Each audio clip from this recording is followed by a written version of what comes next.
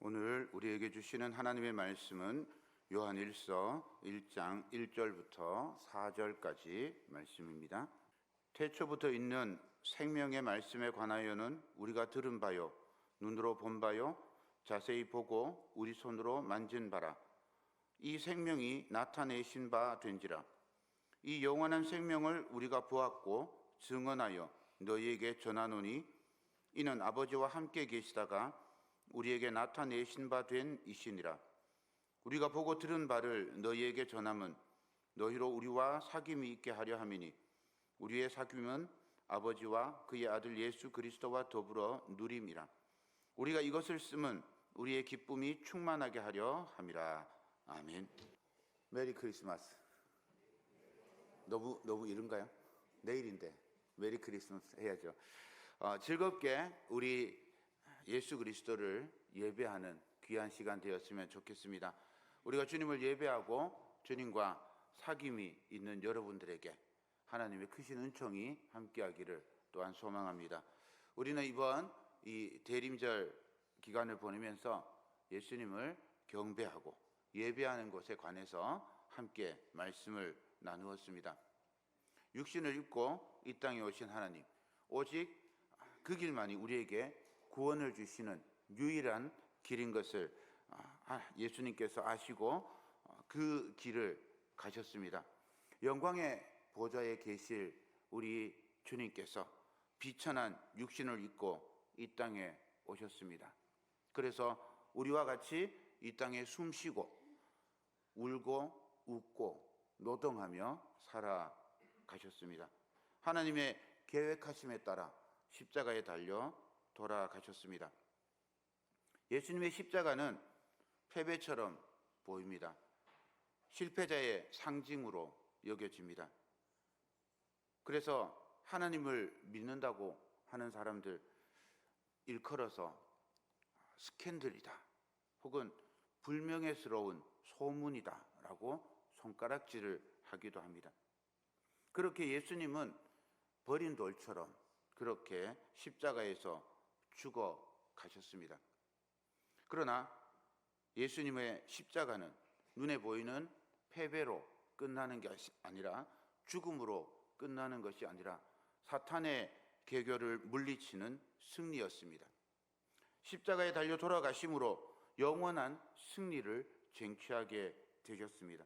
세상의 지식과 지혜로는 이해할 수 없는 역설이고 신비입니다. 하나님께서 건축자의 버린 돌을 모퉁이의 돌로 삼으시고 우리의 구원을 이루셨습니다. 예수 그리스도께서 이 성탄에 우리를 구원하시기 위해 이 땅에 오셨습니다. 그래서 우리는 예수님을 경배하고 예배합니다.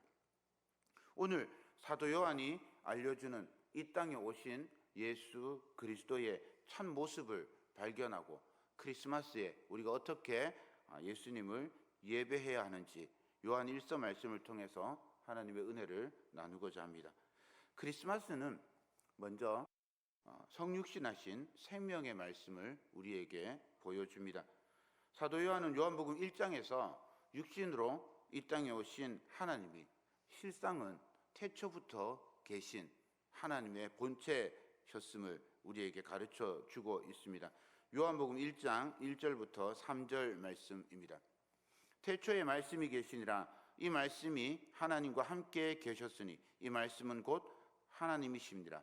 그가 태초에 하나님과 함께 계셨고 만물이 그로 말미암아 지은 바 되었으니 지은 것이 하나도 그가 없이는 된 것이 없느니라. 요한 1서에서는 태초에 계신 이 말씀을 생명의 말씀, 영원한 생명이라고 불렀습니다. 예수 그리스도는 모든 인간에게 생명을 주시는 말씀입니다. 아담 이후로 모든 인간들은 죽을 수밖에 없는 상태가 되었습니다. 생명을 잃어버렸습니다. 나무에서 잘린 가지는 더 생생하게 생기를 띱니다. 하지만 나무에서 끊어졌기 때문에 결국은 시들어 죽고 맙니다. 끊어진 가지가 살 수 있는 방법은 실제로는 없습니다. 그런데 끊어진 가지가 살 수 있는 유일한 방법이 있습니다. 다시 나무와 연결되는 겁니다. 이걸 일컬어서 접붙임이라고 그렇게 부릅니다. 접붙임을 받으면 다시 삽니다. 예수 그리스도께서 끊어져 죽을 가진 우리를 다시 생명에 접붙임하기 위해서 이 땅에 오셨습니다. 예수 그리스도를 통해서 우리는 이제 사망에서 생명으로 옮겨졌습니다. 놀라운 것은 예수님께서 생명을 주시는 하나님을 소개하고 혹은 보여주시는 분이 아니라고 하는 사실입니다. 세상에 있는 종교는 구원에 이르는 방법을 가르쳐 줍니다. 구원을 어떻게 하면 구원을 받을 수 있는지, 혹은 그 구원을 주시는 분이 누군지를 소개를 해줍니다. 그런 사람이 종교의 창시자이죠. 그런데 예수님은 이 땅에 오셔서 하나님만 보여주시는 것이 아니라 예수님이 곧 하나님이시고 예수님이 생명이시고 구원이심을 보여주셨습니다. 예수님이 육신으로 이 땅에 오셔서 예수님의 생명을 우리에게 나누어 주셨습니다. 우리의 믿음은 그래서 예수 그리스도와 연합될 때 우리가 예수 그리스도의 생명을 받아서 구원의 자리로 나아가게 되는 겁니다. 이 과정에 사실상 우리의 역할은 없습니다. 잘려진 가지가 이제 전지하고 나면 가지가 땅바닥에 다 떨어져 있잖아요. 그 잘려진 가지가 벌떡 일어나가지고 뒤뚱 걸어가가지고 주인에게 이야기를 하는 거예요. 농부에게 이야기를 하는 거예요. 주인님, 제가 지금 이렇게 잘려져서 이렇게 보잘것없이 보이지만 제가 사실은 신품종 레드샤인입니다. 레드샤인 들어보셨어요? 못 들어보셨죠? 샤인머스켓이 빨간색이 나와요. 샤인머스켓보다 훨씬 당도가 높대요. 신품종이 2019년도에 개발된 신품종이 가지가 비실비실 걸어와가지고 제가 레드샤인이니까 저를 한번 믿어보세요. 저를 접붙이면 대박 날 겁니다. 이렇게 말할 수 있는 가지가 있을까요? 저를 접붙이면 풍성한 결실을 제가 보증해 줄 겁니다. 이렇게 말할 수 있을까요? 실망하지 않으실 겁니다. 저를 찜하셔서 접붙여 주세요. Pick me up. 막 이렇게 얘기할 수 있을까요? 그렇게 할 수 있는 가지는 아무것도 없습니다. 예수님께서 우리를 위해서 이 땅에 오시고 예수님이 우리를 찜하셨어요. 우리가 예수님께 가서 우리의 무엇을, 우리의 매끈한 가지를, 우리의 아주 튼실한 눈을 보여줘가지고 예수님께 우리를 선택하면 예수님이 더 영화롭게 됩니다. 이렇게 되는 게 아니라는 거죠. 우리 쪽에서 할 수 있는 일이 전혀 없습니다. 예수님께서 우리를 선택하시고 예수님께서 우리를 붙잡아 주셔서 예수님께서 우리를 접붙여 주셔서 우리에게 생명을 주시는 겁니다. 이게 크리스마스의 은총입니다. 우리의 착실한 믿음의 한계가 어디까지입니까? 어디까지 믿으면 너는 믿음이 좋으니까 너는 나와 접붙임 되어라. 우리의 선행의 끝은 어디입니까? 어디까지 선행을 하면 너는 착하니까 나에게 접붙임 하여라 라고 그렇게 말할 수 있을까요? 어디까지 믿으면 구원에 이를 수 있고 얼마나 착하면 구원에 이를 수 있겠습니까? 열심히 살아가지고 좀 착하고 좀 의롭게 지나면 어깨가 이렇게 올라가죠. 그런데 옆에 더 착한 사람이 있으면 어떻게 되나요? 나는 상대적으로 더 악한 사람처럼 보이는 거죠. 누구를 미워하거나 좀 시기하거나 질투하면 내가 이러려고 예수 믿었나? 이런 자괴감에 빠져서 허우적거립니다. 사랑하는 여러분, 우리의 행위로 구원을 이룰 수 없음을 크리스마스가 가르쳐 주고 있습니다. 예수 그리스도의 오심만이 우리를 구원해 주십니다. 이 사실을 크리스마스가 가르쳐 주고 있습니다. 두 번째로 크리스마스가 우리에게 가르쳐 주는 것은 크리스마스는 단순한 이야기가 아니라는 사실입니다. 크리스마스는 실제 일어난 사건입니다. 만약에 우리의 노력이나 힘으로 구원을 얻을 수 있다면 크리스마스는 실제 사건일 필요가 없습니다. 그냥 한편의 꾸며진 이야기여도 아무 문제가 없죠. 실상은 하나님이신 예수님께서 육신으로 이 땅에 오신 날을 기억하는 것이 우리의 힘이나 능력으로 구원을 이룰 수 없음을 재확인하는 날이 크리스마스입니다. 예수 그리스도의 은혜로만 구원받을 수 있음을 고백하는 날이 크리스마스죠. 사도 요한은 예수님의 오심에 관해서 이렇게 증언합니다. 요한일서 1장 1절입니다. 태초부터 있는 생명의 말씀에 관하여는 우리가 들은 바요 눈으로 본 바요 자세히 보고 우리 손으로 만진 바라. 사도 요한이 고백하기를 예수님의 말씀, 예수님은 우리가 듣고 보고 경험한 사실입니다 라고 증언하고 있습니다. 이 내용은 그냥 우리가 일상에서 대화하고 있는 그런 내용이 아닙니다. 이 용어들은 법정에서 증인들이 증언할 때 사용하는 그런 용어들입니다. 그러니 이 말을 한다는 건 법적인 구속력이 있는 완벽한 사실이다라고 하는 것을 증언하고 있습니다. 크리스마스에 천사들이 경배한 것이 사실이고 동방에서 박사들이 찾아와서 예배한 것이 사실이며 목자들이 양을 버려들고 예수님께 찾아와서 경배한 것이 사실이면 우리도 예수님을 경배하고 예배할 수 있습니다. 크리스마스는 이제 예수님과 우리가 교제할 수 있음을 알려주고 있습니다. 하나님과 예수님께서 나누셨던 그 교제를 이제 우리도 예수님과 더불어 나눌 수 있음을 알려줍니다. 3절 말씀을 읽겠습니다. 우리가 보고 들은 바를 너희에게 전함은 너희로 우리와 사귐이 있게 하려 함이니 우리의 사귐은 아버지와 그의 아들 예수 그리스도와 더불어 누림이라. 요한만이 아니라 사도 바울도 에베소서 2장에서 이렇게 표현하고 있습니다. 13절과 14절입니다. 이제는 전에 멀리 있던 너희가 그리스도 예수 안에서 그리스도의 피로 가까워졌느니라. 그는 우리의 화평이신지라. 둘로 하나를 만드사 원수된 것 곧 중간에 막힌 담을 자기 육체로 허시고. 하나님과 인간 사이의 담을 예수 그리스도께서 허셨습니다. 하나님과 인간 사이에 그 막힌 담을 허심으로 이제 하나님과 인간은 화목하게 될 수 있습니다. 하나님과 마음을 열고 막힌 담을 헐고 하나가 되어 참된 교제를 누리게 되었습니다. 예수님께서 이 땅에 오심, 크리스마스의 두 번째 의미입니다. 마지막으로 크리스마스는 기쁨입니다. 누가복음 2장 10절에서 천사가 이르되 무서워하지 말라.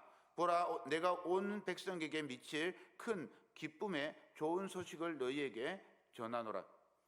크리스마스는 큰 기쁨의 좋은 소식을 전파하는 것입니다. 사도 요한은 이 땅에 오신 생명의 말씀에 관하여 기록하면서 기쁨이 충만하기를 간구합니다. 4절 말씀입니다. 우리가 이것을 쓰면 우리의 기쁨이 충만하게 하려 함이라. 사도 요한이 이 편지를 쓰는 이유가 사도 요한과 그의 동료들이 기뻐하기 위함이 아닙니다.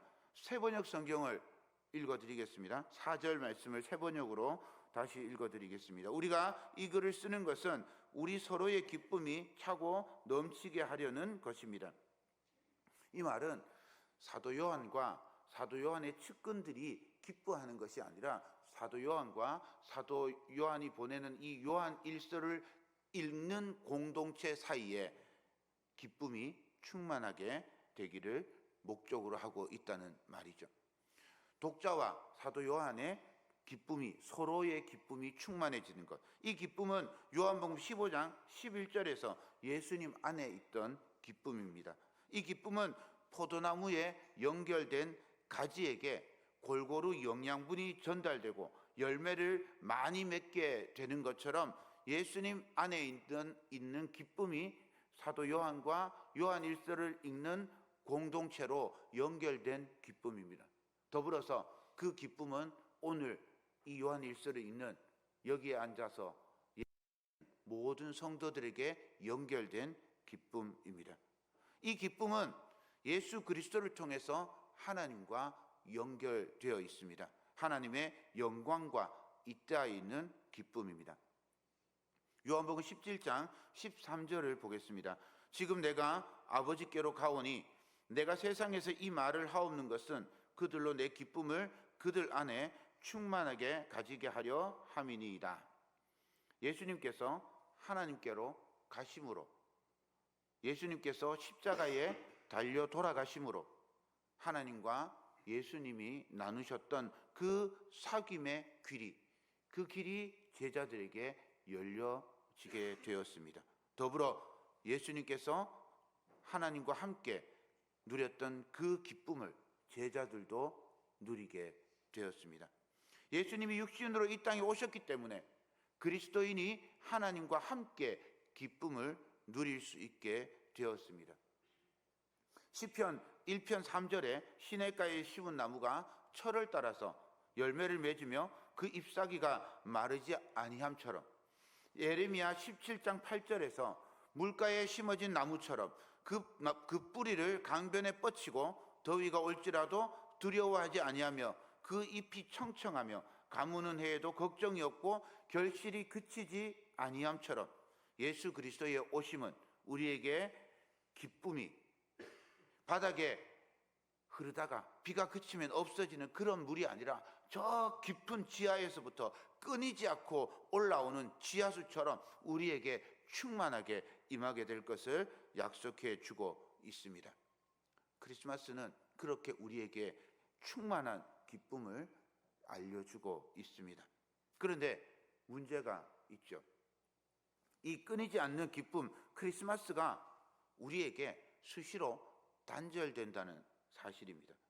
예수 그리스도를 경배하고 찬양하고 예배하는 기쁨과 감사가 우리 속에 충만하게 넘쳐 흘러야 되는데, 실제로 우리의 모습은 고난 앞에 쓰러지고 관계 속에서 짜증이고 문제 앞에서 회의가 충만합니다. 그러니 우리가 들은 바요, 본 바요, 손으로 만진 바라라고 고백하는 그 경험하는 크리스마스는 실제로 너무 멀게만 느껴집니다. 왜 그런고 생각해 보니 팀 켈러 목사님의 그 말이 생각이 납니다. 성육신의 신비를 팀 켈러 목사님이 이렇게 표현합니다. 하나님이 작아져서 한 뼘 인간이 되신 신비다라고 그렇게 표현했습니다. 동방 박사들이 헤롯에게 찾아가서 유대인의 왕으로 나신 분이 어디 있느냐 묻는 것도 어찌 보면 당연합니다.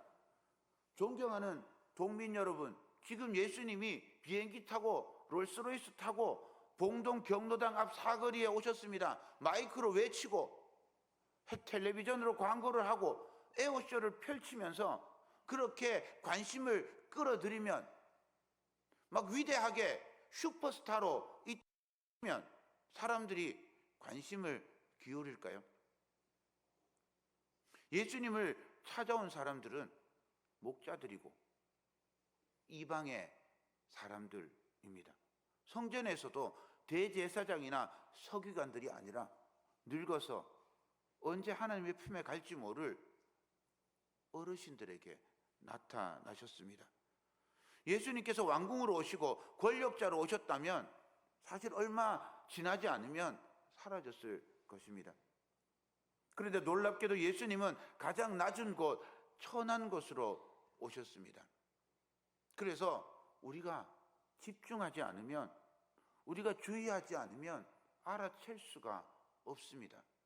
예수 그리스도는 우리에게 기쁨으로 오시고 예수 그리스도는 우리에게 생명으로 오셨어요. 예수 그리스도는 역사적 사실로 우리에게 오셨습니다. 그런데 우리에게 그 넘치는 기쁨, 충만이 계속해서 우리 속에 있지 않은 것은 우리가 예수님께 집중하지 못하기 때문입니다. 예수님이 너무 초라하고 너무 작게 연약하게 오셨기 때문에 우리가 주의를 기울이고 집중하지 않으면 그 작디 작은 예수님 알아볼 수 없고 놓치기 쉽기 때문입니다. 그래서 우리를 구원하실 그 예수님에게 집중하고 우리 예수님에게 관심을 기울일 때 우리 삶에 예수 그리스도께서 주시는 그 구원의 은총이, 예수 그리스도께서 주시는 그 기쁨이 충만하게 될 줄로 믿습니다. 예수 그리스도의 이름 앞에 절하고 예배할 때 크리스마스는 우리의 예배가 되고, 크리스마스는 우리의 구원이 되며, 크리스마스는 우리의 기쁨이 될 것입니다. 주님께 집중하는 성탄이 되기를 소망합니다. 평범하고 작은 삶이 역사를 이룰 줄 믿습니다. 이 시골의 작은 교회가 예수 이름을 높이는 위대한 곳이 될 줄로 믿습니다.